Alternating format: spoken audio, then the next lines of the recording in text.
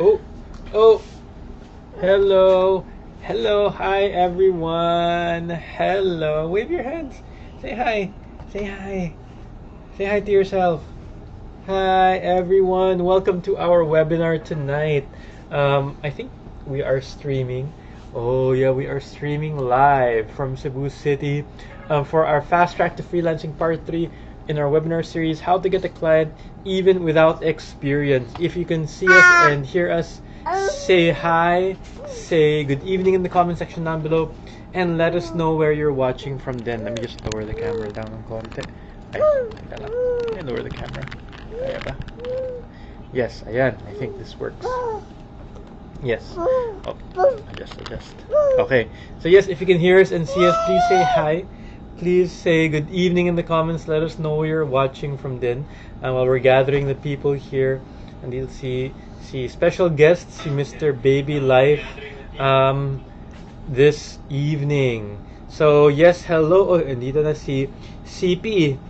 Hello, CP Cynthia.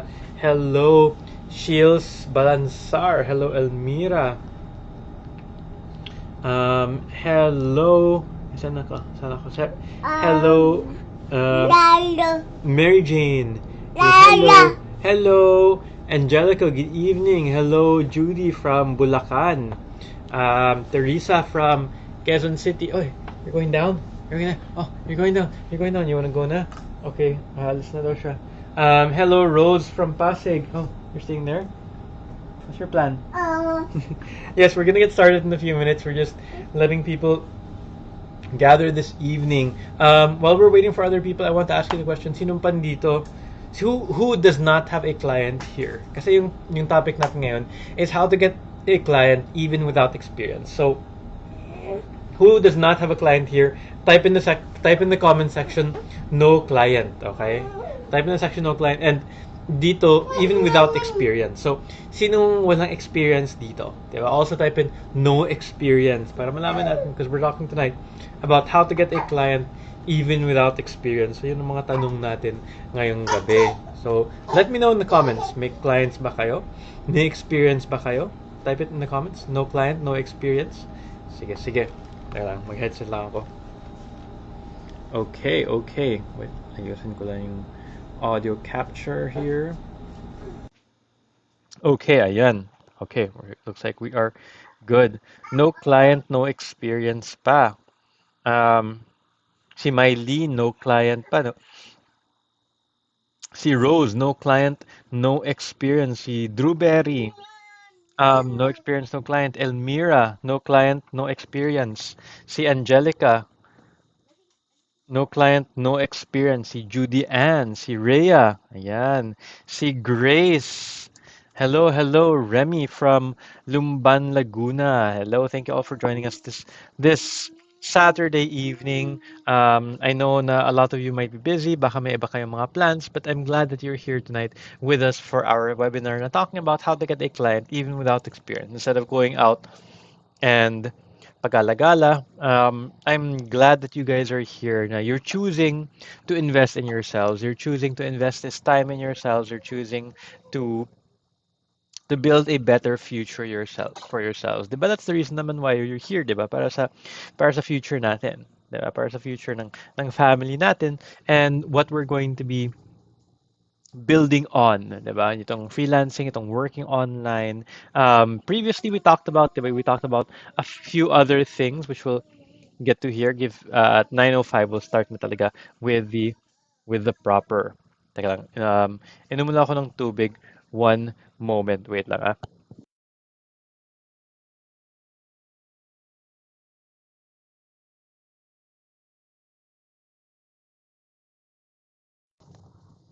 Sige, yung kunin daw ng asawa ko yung water. So, ano. Um, okay, thank you. Ayan, no client, no experience. Maraming no experience dito, no? Looking for day shift po due to health reason. Um, we'll talk more about that. Pero, Shield, sa what we, like ako, I work sometimes at night, I work in the morning, afternoon mostly. Um, depende. A lot of the work is, I'd say deliverable based. So, depende sa anong gagawin mo, depende kung example may deadlines kayo, for example, bookkeeping, 'di ba, or Excel or PowerPoint, 'di ba? May deadline naman, hindi man kailangan na you'll work at night, right? So, a lot of the work that we do is flexi time.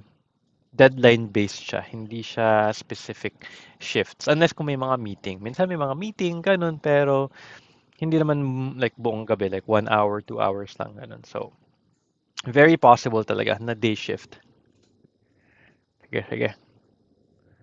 Alis si baby.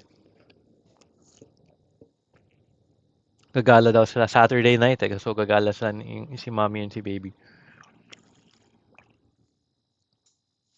All right. Okay, so let's go ahead and get started with tonight's session. Thank you once again. Thank you once again, everyone for being here. Really appreciate having you guys here for our session tonight.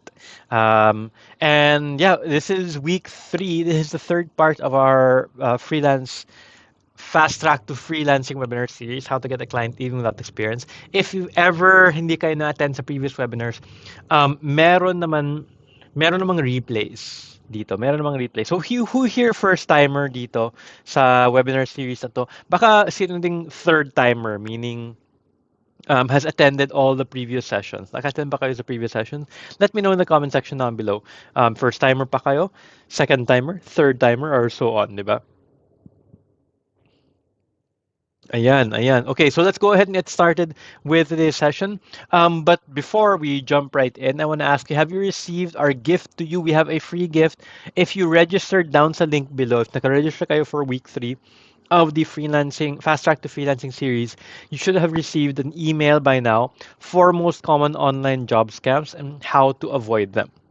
Okay? If not, you can register sa baba. If you haven't registered yet, if you haven't received it, let me know then if you have not received the gift then, and our admin team will go ahead and send that to you. So again, the past few weeks we've been covering different topics. For the past few weeks, October 15 we talked about getting started with freelancing. Nung November 5, kasi we had the typhoon, so we had to postpone it. So November 5, we talked about last week. We talked about what skills can you offer online? Today, ito, how to get a client even without experience and how to best handle client interview. That's on November 26. So for those of you that have attended the previous sessions, yung iba dito, I noticed na thank you for posting the replay yung admin natin. May mga third timers, first timers, second timers dito. For those of you that are third timer or baka second timer, for those of you that were here last week or napanood nyo yung replay, have you decided kung anong skills i-offer nyo sa mga clients? Have you started creating portfolio? Basically, have you started taking actions? Yung pinapagawa ko sa inyo na assignments, ginawa nyo ba talaga? If you've taken action, type the word action in the comment section down below. If you have taken action. Pero if you haven't taken action, sige lang, may oras pa naman. But the sooner that you get started, the sooner that you can change your future, the sooner that you can change your career path, and the future that you will be having for you and for your family. Okay? So if you've taken action, if you've already decided, okay, ito yung skills na i-offer ko, ito yung portfolio na gawin, or nagawa ko na yung portfolio ko, type in the word action sa comment section down below. Guys, there's only one more webinar series left, itong November 26. And we're going to be done with the Fast Track to Freelancing webinar series. Nakaka-excite lang na soon you'll experience din yung mga benefits sa pagiging online freelancer. Okay, action. Action. Yung headset. Jabra Evolve 265. Yun nata yung ano, yung headset. Medyo arte ako sa headset. I've gone through multiple headsets daw yung magustuhan ko. Bluetooth din siya so okay siya. Medyo mahal siya pero Bluetooth siya. Okay. Anyway, for those of you that are first timer or baka hindi kayo naka-attend sa previous sessions, we have a quick recap. The first session was about the intro to online freelancing. We talked about what is online freelancing, yung truths versus myths when it comes to online freelancing, yung tools that you need to start freelancing, and we answered the question, who are your clients? Who are the people who are going to be paying you? That was on October 15. Nung last time, we talked about ito, discovering the skills that you can offer.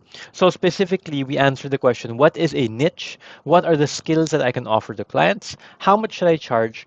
What if I'm not a techie? And how do I build a portfolio even if I have no experience? So ito, if you if hindi kayo naka-attend sa previous sessions, this is what we talked about in the previous weeks. Okay, ito yung mga topics na to. This is what we talked about in the previous weeks. So, if this is something that interests you, especially if wala pa kayong client, wala pa kayong experience, I highly recommend na you go through this. Nandito naman yung replay sa Facebook page natin or sa YouTube natin. And even if, like, napanood man yung previous sessions, I still recommend that you go through this para recap lang, para, to have parang reminder because it helps when you watch something over and over again, yung mga lessons. Okay, so week three, this is what we're talking about today. Today, we're answering this question. How to get your first client even without experience. So yung goal ko ngayon is ma-convince ko kayo na kahit wala kayong experience, you can get a client. Ako, when I started sa freelancing world, wala akong experience. And I was able to get a client and naging successful naman siguro ako.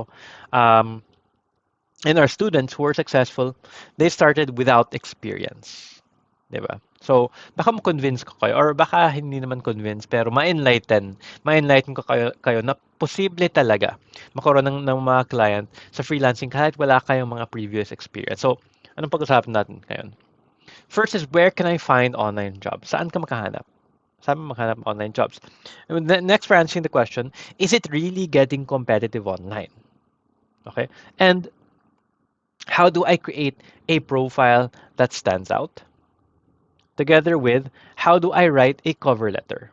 And then the common mistakes when writing a cover letter. So this is very important para sa akin when it comes to getting hired na these kinds of topics. Pero if you have not chosen a skill, diba yung last session natin was about choosing a skill, creating portfolio. If hindi niyo pa nagawa yung mga actions dun, wala pa rin. Kahit maganda pa kayo sa maghanap ng trabaho, yung profile, yung cover letter, pero if hindi pa kayo nakapili ng skill, hindi pa kayo naka-start magbuo ng portfolio, wala pa rin. So, yes, you can attend this session, pero once again, if you haven't attended week 2 and week 1, please go back and watch them. I know there are first-timers here, so please go back and watch those sessions then.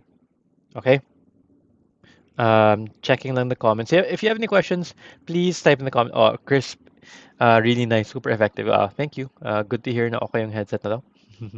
um, yes, if you have any questions, type it in the comments. Also, we have a certificate. So for those na maka-attend sa all 4 sessions, diba? Once again, these 4 sessions. May replay naman if you missed the first 2. So you have to watch the replay. For those of you that attend all the sessions, you will get the certificate. Certificate of completion to acknowledge that you have completed the VA Bootcamp's Fast Track to Online Freelancing webinar series. Okay? So hopefully you get the certificate by attending all 4 sessions.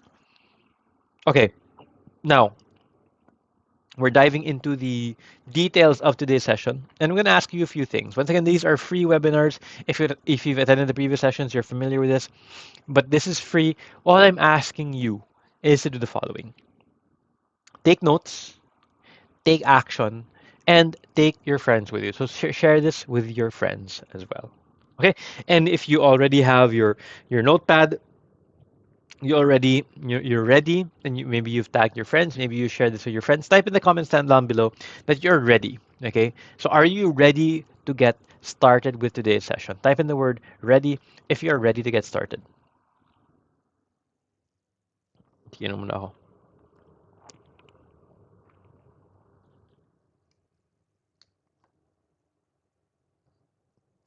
Ready, ang daming ready, oh. So you guys are ready. Great.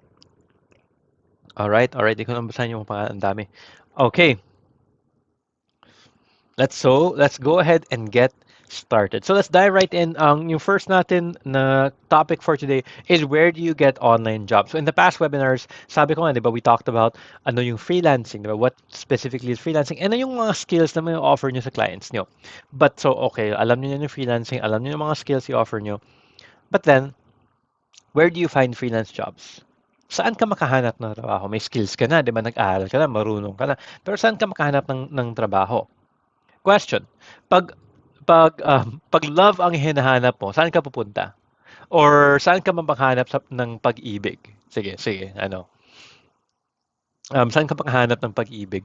Yung wife ko, pinapanood niya ako ng ano, ng Crash Landing on You. So, um, timing din na love pag-usapan na. Saan ka makahanap ng pag-ibig? Sa North Korea daw, sa Crash Landing on You. So, kayo, saan ka makahanap? So, ready, 15 years BPO. Oh, 15 years ka na nag-antay, ready ka na 15 years. Ako nag-BPO ako 5 years ata tapos um, I stopped. O dating site. Anong mga dating site na 'yon?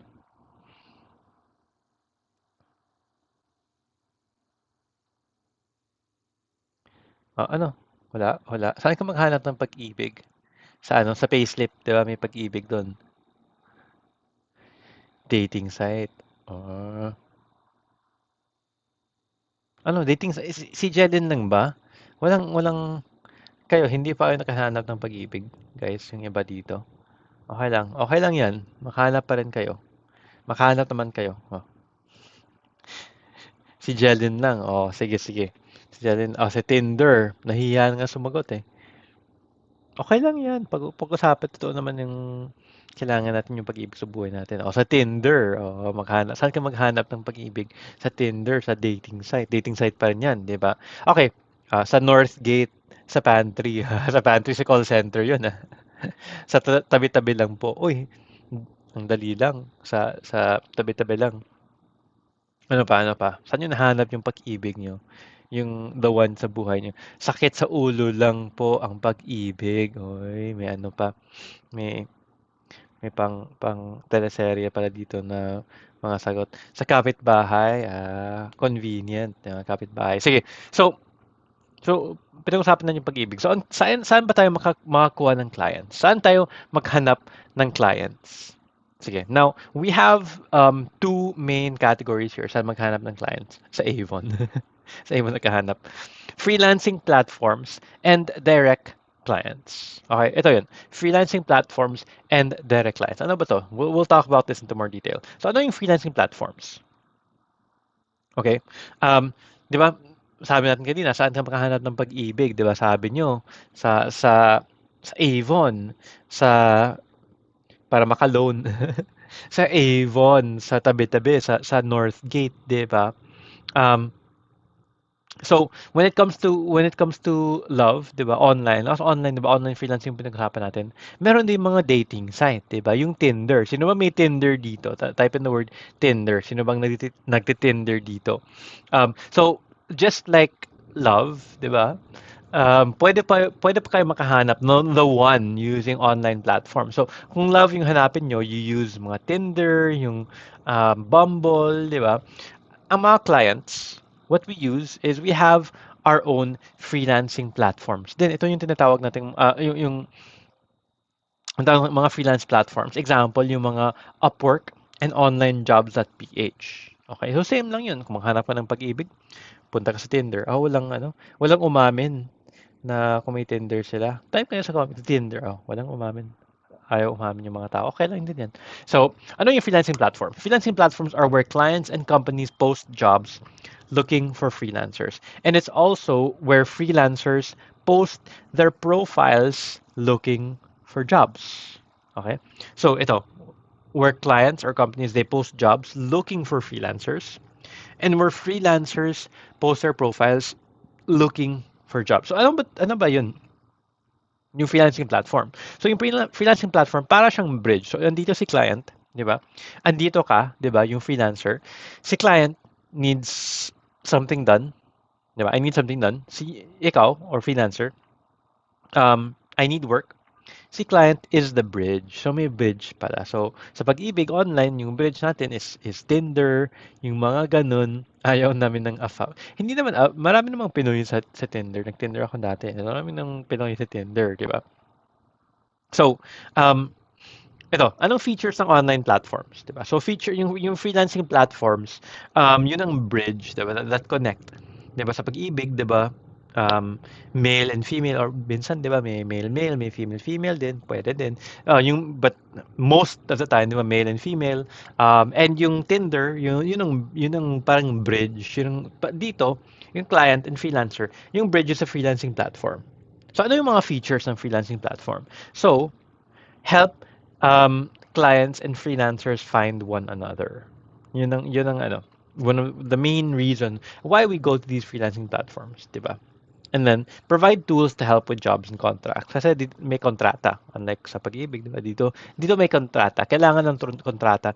And yung freelancing platforms, they provide help to with the jobs and contracts. Yung iba may payment protection. So like Upwork, yung free up payment protection, meaning yung chances of you getting scammed are a lot lower. Okay? Basta you read the guidelines ng payment protection, meron silang protection na pa hindi ka ma-scam. Of course, posible pa rin, pero the chances are a lot lower. And usually, may fee, may bayad, so hindi siya libre. Kasi, with providing all these features, may persento din sila. Diba? May earnings din sila. Okay? So, what are the best known freelancing platforms? Okay. We have Upwork, we have Online Jobs at PH, we have FreeUp, we have Hubstaff Talent, and a lot other freelancing platforms. Okay? Sige, next. Ano yung direct clients? Okay. Hindi pa pala. So, yung next is yung process of getting online jobs sa freelancing platforms. So, ito yung process or yung flow kung anong nangyayari sa mga freelancing platforms. So, first of all, the client will create a profile, di ba? At the same time, a freelancer will also create a profile. Yung client will post a job, creates a job. The freelancer finds jobs. Diba? May profile siya, hanap siya ng trabaho. And he finds the jobs that the client creates. The client will then review yung applicants' profiles and cover letters. They will interview mga applicants, and then they will hire applicants. So ito yung process.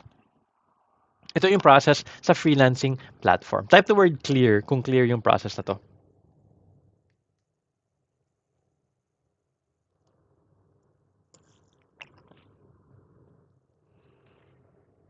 Clear ba? Or confusing? If meron kayong tanong, let me know if you have any questions. Pero if clear naman, okay, clear, good to hear. Sige, the second way that you can get clients is direct clients. So, di ba, kanina pinag-usapan natin yung Tinder, yung mga online platforms. Ito, yung direct client, di ba? Yung direct clients, this is when you work directly with a client. Just like in this image, sabi ng freelancer, ikaw, I need work ng client. Um, I need something done, sabi, I can do it, or you're hired, 'di ba? So direct yung relationship nila. Ito yung pag-ibig sa tabi-tabi lang, 'di ba? Sa kapitbahay na, uy, andito lang pala, 'di ba? Andito lang pala siya. Nandun lang, 'di ba? Sabi kanina, um, direct clients, uy, kailangan mo to, andito ako. Sige, pwede, 'di ba? Just like in this image. So with direct clients, you're working for a client or a company without a third party. Wala nang bridge. Hindi na kailangan ng third party. Hindi na kailangan ng bridge, 'di ba? So no special features and no fees. Kasi direct eh. Wala kang special feature, walang fees kasi yung lang nag-offer ng ganun. And it's usually riskier with usually higher earning. Since konti lang yung competition, usually you earn more. So ito yung features ng working with direct clients. 'Di ba? Kanina nag-start tayo where do you find love, 'di ba? Meron ding yung sa tabi-tabi or sa Tinder. So I want to ask you between these two options, ikaw kung papiliin ka, which would you focus on? Yung platforms or yung direct client? Saan mo gusto mo apply? sa platforms or sa direct clients. Yung platforms, hindi ka or konti lang, low lang yung chances na mai-scam ka once may contract na kasi may payment protection. And it's easier for you to find jobs kasi may nagpo-post eh. So you can filter. Yung direct clients, pwede kang, 'di ba, pwede kang magpaikot-ikot ng konti kung 'di ba, kung after niya makuha yung gusto niya sa'yo, 'di ba, di ka na babayaran. Pero there are ways to handle it. Like asking for upfront fee, pero you get paid higher. So kayo, between these two, what would you choose? Yung iba sabi platforms, direct, I think 1 to parang 4:1. Oo. Both po para malaki chance pagka-client. So parang apat for every four that are same platform, isang direct. And that's okay, di ba? Wala namang right or wrong answer kasi preference yun naman yun, di ba? Yung recommendation namin is if baguhin ka pa lang when it comes to the world of freelancing, platforms are safer. Pero, if you can also get a client na direct, okay din yan. Okay din yan. Ayos yan, di ba? Pero if you're starting out, you don't know where to look, yung tingin ka sa tabi nyo, wala namang client doon, di ba? You can go to the platforms. Okay? Um, and platforms, they have yun nga, yung mga jobs posted. It's easier to start there. Okay? Pero once again, it really depends on you. Okay? If you want to go direct, pwede naman. May security. May more security sa mga platforms. Sige. Next, let's look at this question. Is it really getting competitive online? Yung iba sabi nila, ayoko na online kasi ang dami na nag-online eh. Ang dami na. Parang it's getting very crowded. Hindi ko ma-hire dun. Pero if you look at this graph here, ito yung e-commerce growth every year. And as you can see, yung growth is an upward trend. Ito yung percentage dito. May laser pointer ba ako dito? Ito, laser pointer. So ito yung years sa baba, di ba? 2008 to 2022. Ito yung growth in percentage number, or ito yung percentage numbers. Ito yung growth per year dito. Itong black line. So, as you can see, ang paakyat to. So 13.7% growth, 15.1% growth. This is the percentage of total retail sales. Okay, and we see this number going up na 2022 may parang $900 billion. Hindi yun million na $1 billion. That's how much is being transacted online. Lalo na in the coming years, 'di ba? So there is growth talaga every single year. Kasi more and more people are going online. More and more people, ito, you see the growth. More and more businesses are starting kasi people are getting comfortable na. 'Di ba parang 5 or 10 years ago, if tanong ko sa inyo, would you buy something online? No, parang ang weird, 'di ba? Parang you wouldn't buy something online. Pa-scam ka lang. Pero ngayon, yung Shopee and Lazada, parang normal lang, 'di ba? So, as the years go by, it's gonna be normal for more and more people, 'di ba? Every single year, there will be new businesses that start. So there will always be opportunity. There will always be growth online. In fact, if you look at yung mga retail stores, parang medyo nahirapan sila compared to online kasi online is growing. So if you're trying to go to a place na malaki pa yung potential dito sa online kaysa sa businesses na in person na medyo mas nahirapan na sila ngayon, 'di ba? And a lot of people say na ayoko na sa online, like I said, 'di ba, mentioned, ayoko na sa online kasi marami ng tao doon. We see that there's demand growing. So a lot of businesses are starting, and when demand grows, when businesses start, 'di ba? So does supply. Supply should also grow, right? So yes, a lot of people are going online. A lot of people are trying to find jobs online. Pero a lot of people din a lot of businesses then are looking for people to hire online. Okay. Now, when it comes to yes, a lot of when you apply to jobs, sometimes maraming that apply at the same time, 'di ba? Let me just skip this part here. It's not very, yung K-drama nga analogy natin. When it comes to applying to jobs online, we have to ask this question. How do you stand out? Diba? Parang ganito, if may naligawan ka, di ba? Or may crush ka, how would you stand out sa mata nila? How would you capture their attention? Diba? Because you have to show that you're different. You have to capture their attention. You have to stand out among all the others. And when it comes to freelancing, ganun din. Because a lot of people might apply for the same jobs that you're applying to. So you need to stand out. And there are different ways where you can stand out, okay? You can stand out sa profiles nyo, okay? Sa mga profile nyo, sa cover letter nyo, sa interview nyo, and doing the actual job. So, like sometimes you'll post a job and 20 people apply to that job. Or baka sometimes even more, sometimes less, di ba? So you have to stand out among the 20 people. How do you stand out? Di ba? How do you capture the attention of the client? And this is where you do it in the profiles, in the cover letters, in the interview, and in the actual job. You have to be able to show that you're different, that you can capture the client's attention when they look at your cover letter. They say, "Wow, okay, to ah." Compared to the others. And it's possible kahit wala kang experience. Kahit yung iba may experience and ikaw wala kang experience, you can still stand out. You can still capture attention and you can still get hired. Gusto niyo ba yun?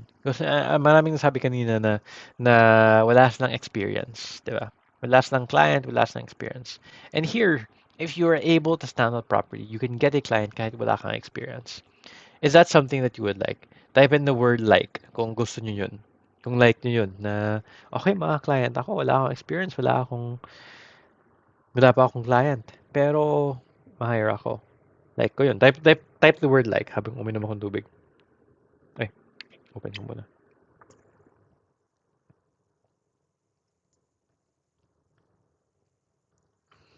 Sino may gusto na ganun? Oo, ang dami, di ba? Ang dami may gusto na ganun, di ba? Now you'll have that. Now you'll be able to get hired kahit wala kang experience. And yes, what we're going to focus on now is these areas na where you can stand out. Because really, this is what helps you capture the attention, helps you stand out, and helps you get hired talaga. So first of all, yung profiles. This is an example of a good Upwork profile. Okay, so we talked about the platforms earlier. What you do is you go on the website, on those platforms, gawa ka ng profile dun. Okay? And this is an example of what a profile looks like. I won't show you yung step-by-step para kung gumawa ng profile. Wala tayong oras para sa yun. You can just go on upwork.com or onlinejobs.ph and create a profile there. If you want to learn yung step-by-step, we teach it in our paid course, yung VA Bootcamp, which you can enroll in. Pero dito, in our free sessions, we don't have the time for that. So yung profile na to, what makes this a good profile? First of all, good picture. Actually, in-learn namin yung picture pala dito. But you should have a good picture. That's very important. Yung hindi lang mukha lang, pero kasama yung shoulder, okay yung background, medyo professional yung suot mo, and nakangiti din. Okay? So that's a good picture. Good writing. Kailangan good writing. If ever na mahirapan kayo sa grammar, check out Grammarly. Practice kayo. Check out Grammarly. If you write a profile and meron kayong friend na magaling mag-English, pakita nyo sa kanya.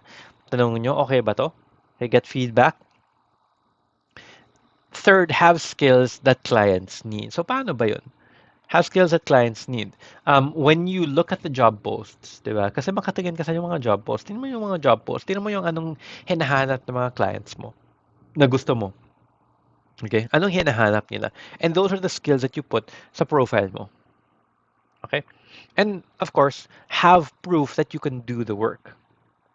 Have proof na mangipagtiwalaan ka ni client. Okay? So have a portfolio, sample of work, mga sample work nyo. And if you have previous jobs, even better. Okay? Even better if you have previous jobs. If wala, okay naman yan. Pero better if you have previous jobs as well. Okay? So this is how profiles can stand out. Okay? Sa mga job posts, like I said earlier, buksan yung mga job posts, hanapin nyo anong scope of work na gawin, anong mga kailangan, anong mga skills, and then from there, makikita mo, okay, ito yung kailangan ni client, I'll make my skills like that, I'll make yung mga sample work match ano yung hinahanap ng mga clients, and that's very important. Okay, so profiles, highly recommend you spend time making a good profile because that's one of the ways that you can stand out. Okay, you can spend hours on it talaga. Okay, now, let's take a look at the common cover letter, the common mistakes when writing cover letters, yung mga application letters. Okay?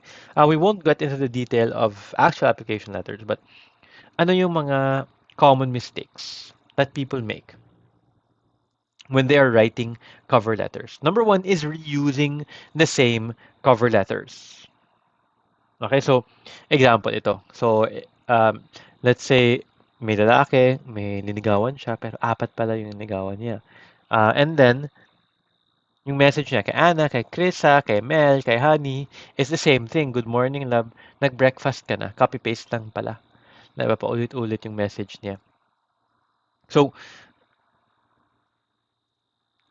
and this is a weird example, diba? It's a crazy example na paulit-ulit, copy-paste. Pero parang generic, diba? Pag ikaw si Krisa, ikaw si Mel, ikaw si Honey, ikaw si Ana, makita mo siya, ano ba to? Generic, totoo ba to? Authentic ba talaga to na message? Para sa akin ba talaga to?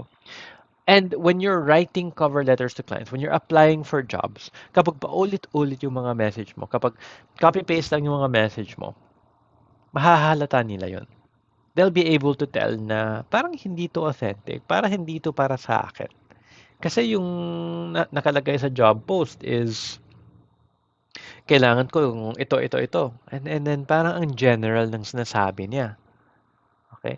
So, don't use the same cover letters. Yung mga clients natin, they have specific needs. Every single one of our clients has a different need, has a different scenario. So, ikaw din, when you're applying to that, make sure na ikaw, you are answering those needs, answering the questions, answering the scenarios, and providing the skills that they need. Hindi lang paulit-ulit. Okay? Uh, Number two is being overly formal. Di ba sanay tayo na kapag nag-apply tayo dito sa Pilipinas, and yung iba, I know there are others, OFWs or people not in the Philippines here. Pero kapag nag-apply ka dito, now, sir, ma'am, sir, I will be delighted to help you, sir, ma'am, sir, di ba? We're very, very formal. Yung sir, madam, ganun. Sa Western world, hindi sila ganun. Yung iba, first name basis, when I talk to my clients, first name basis talaga. Hindi ako nagsasir sa kanila. It's always first name basis. So I don't call them Sir John. It's always John. Ganun. Na weirdohan sila kapag sobrang formal. And that's not just sir and ma'am, pero sa mga words na ginagamit natin, the way that we address them, the way that we talk to them. Third mistake, common mistake when writing cover letters, is sharing your life story. Okay, so ito, hi, my name is Martha. I graduated from a degree in BS Mathematics from the University of Cebu. Please hire me, sir. I'm pregnant and my boyfriend left me. I really need the money. Last month, my mother got sick. I had to buy her medicines. Ganun, ganun, ganun. So, sharing your life story. If hindi naman siya relevant sa trabaho, wag nyo nang isama sa cover letter. Because, sa totoo lang, walang pakialam yung client mo. What he needs is may need siya, 'di ba? May need siya na okay, matatapos yung trabaho. Yun lang naman ang need niya. So everything that's not relevant or related kung anong need ni client, wag niyo nang isama sa cover letter niyo. In fact, shorter cover letters are better. 'Di ba sa English natin when we were in high school and college, dapat pahabaan, 'di ba? Pahabaan. Dito hindi. Hindi naman sobrang like one sentence lang, pero yet direct to the point. Yung cover letters na masyadong mahaba, um, those get ignored. Kasi people don't want to read stuff like that. Okay. So we have these three common mistakes when writing cover letters. Reusing the same cover letters, being overly formal, and sharing your life story. Sino bang guilty dito of doing these things? Of one, two, three. Oh, and what are you guilty of? Okay. I know some of you have applied for jobs already. Um, sino bang guilty dito? So number one, using the same cover letters. Number two, being overly formal. And number three, sharing your life story. Who's guilty of doing one or more of these things?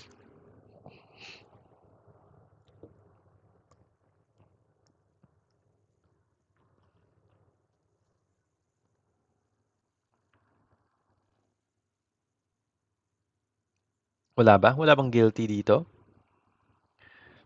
Or walang gustong umamin na guilty sila dito? Which one? Which one is it? Ako naman, sa totoo lang, when I first started, I was guilty of like this, reusing the same cover letters. Sobrang guilty ako dito. Ginagawa ko to a lot before. Before I knew what to do, just using the same cover letters for every single job I applied to. Being overly formal din. Oh, I was guilty of that. Sharing a little bit na hindi naman relevant, hindi naman kailangan na i-share pero na-share ko pa rin. 'Di ba yung mga yung iba, yung likes and dislikes ko, anong connection sa trabaho wala naman eh. Um, Number two, being formal. One and three, not necessarily life story, pero umaaming newbie sa cover letter. Oh, hindi naman kailangan, hindi naman relevant, 'di ba? So, huwag nyo nang isama, 'di ba? Being formal, sobrang formal. Oo. Ang dami sobrang formal, 'di ba? Pero yeah, sa US, sa Europe, sa Canada, sa UK, masyado silang parang first name basis lang talaga. Reusing the same cover letters. That's a very common mistake. Um, but yes, if you think about it, every single business has different needs. So when you write to them, when you say, I'm the right person for this job, you have to address those specific needs. Diba? Gets yun naman, diba? Gets. Type in G if gets nyo to. Gets nyo yung mga, why these are mistakes and like how you can do better. Diba? A lot of you have mentioned anong mga mistakes nyo. Yung iba, hindi umamin ang mistakes nila. Pero looking at this, does it make sense? Naintindihan nyo ba bakit mali yung ganito? And do you know how you can do better next time? Yung pinaka-importante, do you know how you can do better next time? Right? G. Oh, gets nyo. Good, good. Walang questions so far, no? Let me know if you have any questions at this point.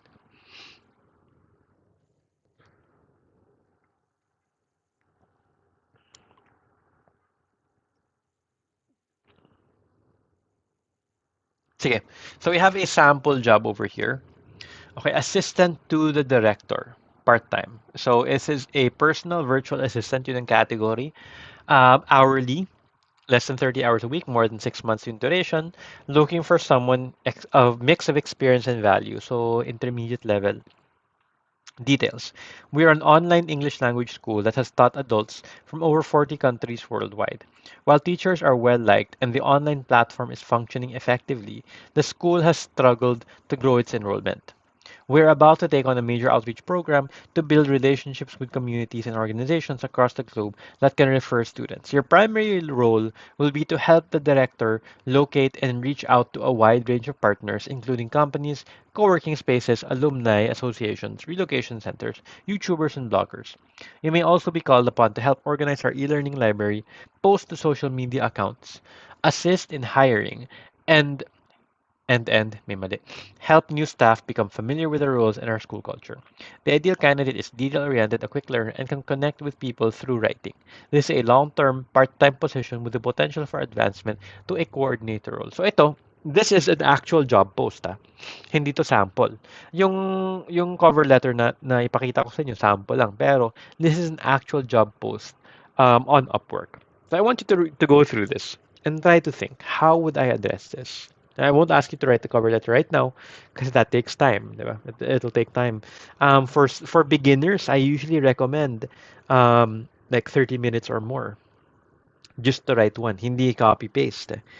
Ayusin mo yung pag-apply nyo. If gusto mo na you'll be given attention, if gusto mo na the client's going to really, if you want your cover letter to stand out, diba, it has to be deserving. So, spend time talaga crafting and writing the cover letter. And there are different ways, there are different methods of writing a cover letter, but I'm going to show you a sample over here. Sige. So, here's a simple way to respond to that job post, yung sa previous slide. So here, as an office administrator with 5 years experience, I am highly proficient in internet research, social media management, lead generation, and then other things. I learn things quickly and enjoy exploring online strategies that help my clients reach their goal, especially through social media. I can also connect with people through writing engaging posts. I'd love to learn a little bit more about your business. Looking forward to hearing from you. Okay? So, direct to the point, and it has to it's short, diba? If we compare it to the kind of jobs, the kind of cover letters we write or application letters we write dito sa corporate world, ang ekli. Because we have to be direct to the point and only answer kung anong hinahanap ni client. Okay. Sige, anong mga questions you so far? I'll keep this up here. We have your questions. Pero anong mga questions niyo? Or anything you that you want to point out? I'll give you a few seconds for that.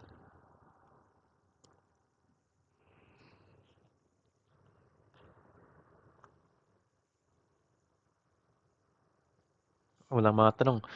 Um, Usually, if wala kayong tanong, either na-gets yung lahat or wala kayong na-gets. Which one is it? Gets lahat or wala? Do you understand everything or nothing? Di ba? So, kapag walang questions sa school, ganun usually, ganun yun. Now, what if kung magaling ka mag-written but when you speak, mahirap? Okay? Kasi magaling ka mag-written but when you speak, mahirap. Practice talaga yun, Angelica. It really is practice. Kasi usually, kung speaking, confidence yun. Especially if magaling ka magsulat. Meaning, you know the grammar rules. Pero kulang ka sa practice lang. Diba? Hindi knowledge yung kulang mo. Practice ang kulang mo. Congrats to you in Canada. Thank you po. Alis din kayo. na ano, na yes, alis kami we're going to Canada soon. Very soon. Where we will be flying there.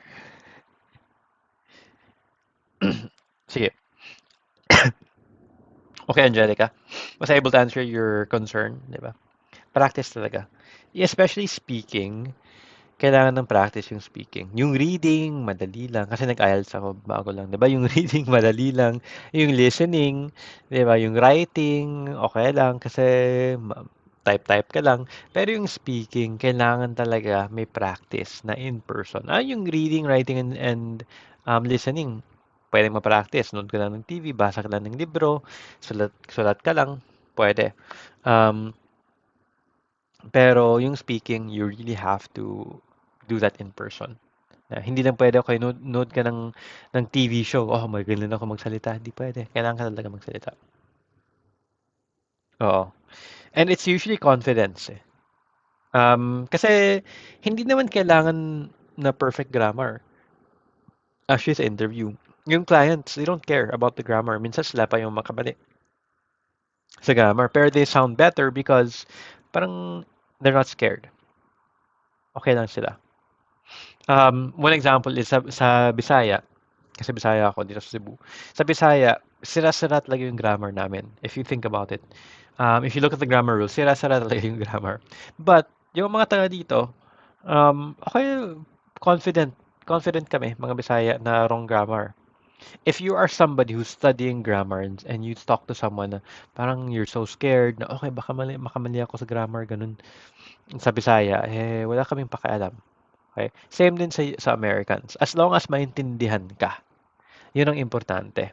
So, even if mali yung grammar mo, pero your message gets across. That's what's important. And a lot of the time, it's confidence. Confidence yung kulang sa mga Pinoy.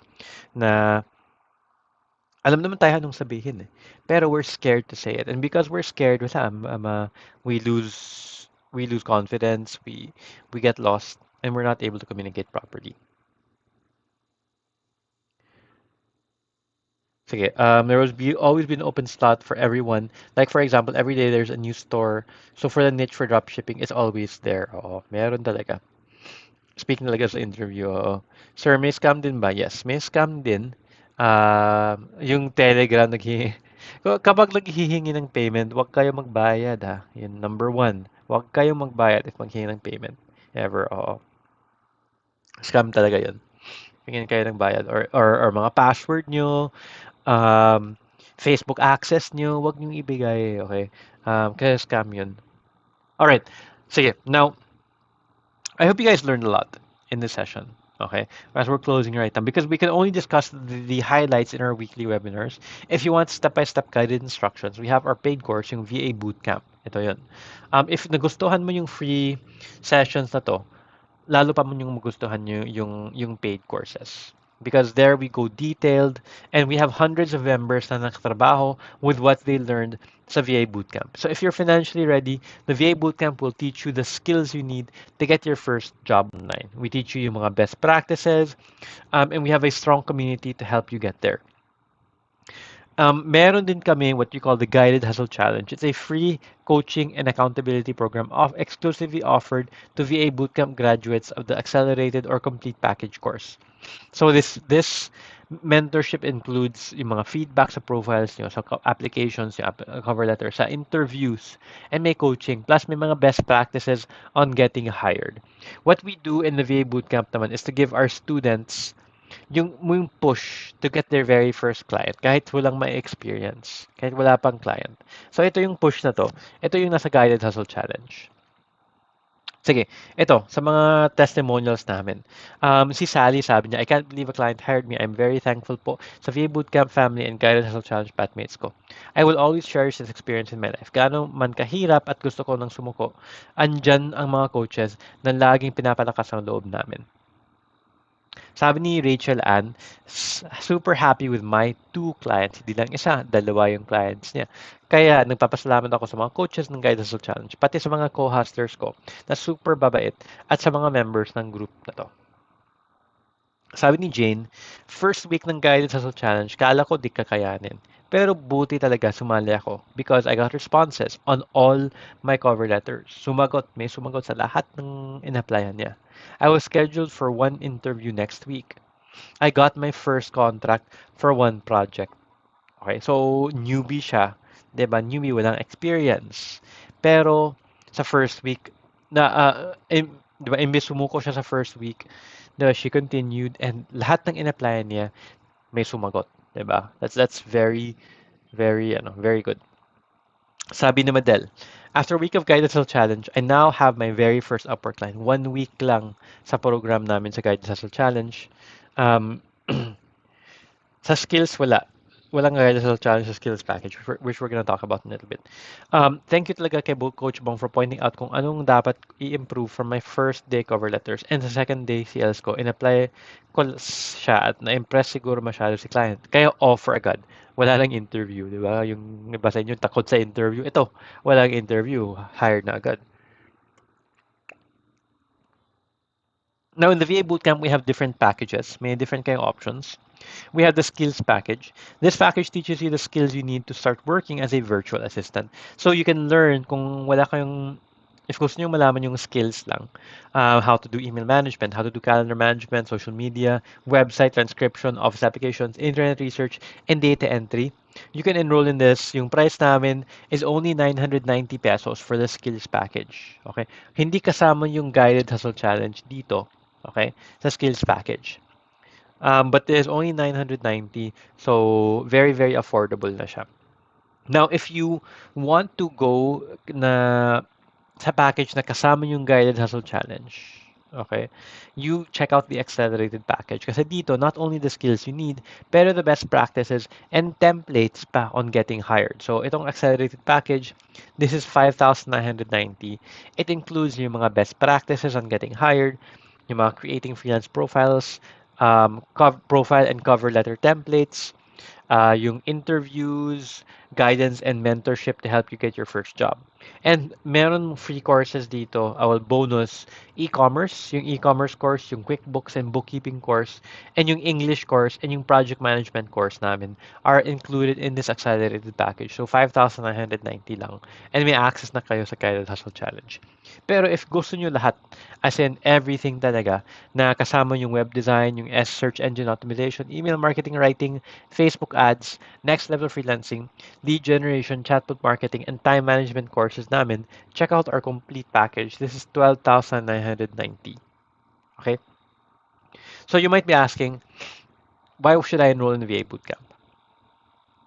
Yung VA Bootcamp, we will give you lifetime access to the VA Bootcamp. You have the very secure structure sa guided hustle challenge. You can get coaching calls, yung support system. You have internships. Hindi pa natin napag-usapan, pero we have internships in Facebook pages, in the Facebook group. So you can get hands-on experience dito sa virtual assistant, sa marketing, sa content creation. We have internships dito. Nasabi ni Lee, I highly recommend VA Bootcamp. Isa ako naging student dito 4 years ago. Ang kalaki ng tulong ng VA Bootcamp. Dahil dito, nakabili ako ng bahay at pinangupaan ko ngayon para may additional income. Oh. Sabi ni Anthony, dati papasok ako sa office na madilim pa, then uwi ako madilim na, and madalas tulog ng mga kids. Ang sad, di ba? The same routine every day. Pareho lang naman may pros and cons. It's just, mas maraming benefits ang binibigay ni online freelancing sa buhay namin. I just want to say big thank you sa VA Bootcamp, lalo kay Coach Jason Dulay. Okay, ito yung mga successful freelancer na mga students namin that you can see have really enjoyed the benefits of online freelancing. If you avail of the skills package and want to upgrade, is that possible? Yes, you can upgrade, Mary. You can upgrade to a higher package if you want to. Teka lang, checking out if meron pang ibang questions dito. See, parang wala nang questions. Okay, so how do you get your certificate? Okay, so you have to attend all sessions. But here, what we want you to do for this session is share this webinar publicly on your Facebook wall with these hashtags FTF 2022 and VA Bootcamp webinar and fill up this form here. Okay, may form, may attendance sheet tayo, fasttrack3.paperform.co. Okay, so fill out that form over there. And our next session is going to be 2 weeks from now. The topic is how to best handle client interviews. That's Saturday, November 26th at 9 p.m. once again. All right. So hope to see you guys there, and you have a great rest of the weekend. Thank you guys for attending, and bye bye everyone.